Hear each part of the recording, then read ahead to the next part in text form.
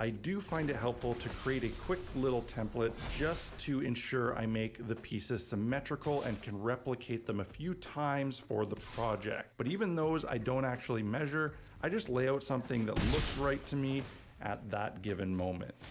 With this building, I decided early on that I didn't want it to have a playable interior or a roof that came off.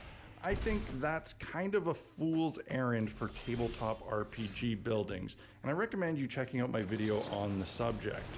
Making this a static building meant I could cut the time of the project almost in half without really sacrificing anything in terms of usability in games. These buildings are just too small to bother with the interiors. Because it would be static and I wanted the window on the second floor, I decided to cut that out before assembling. While measuring isn't important, it is important to try and think a few steps ahead so you don't build yourself into a corner. That's really the most important thing when approaching a project like this.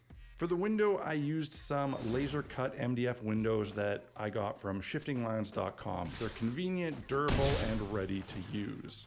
For the door, I was able to reap what I had sewn previously and use one of the resin doors that I made in bulk in a previous video. Having details like this ready to go will really speed up the process really good. This method works great. The building process continues with more application of wood strips. When doing curve fits along the roofline, hot glue is an absolute lifesaver.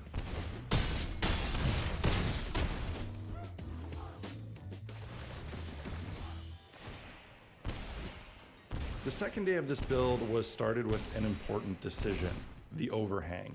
I had made the second floor intentionally larger than the first to give some visual interest and to allow me to add details like support beams later.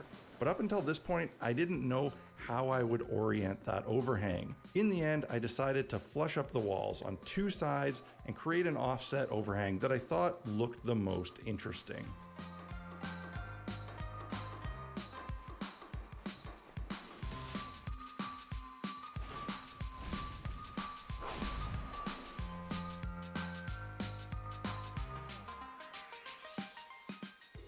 Now for those support beams. These are one of the details that really make the piece.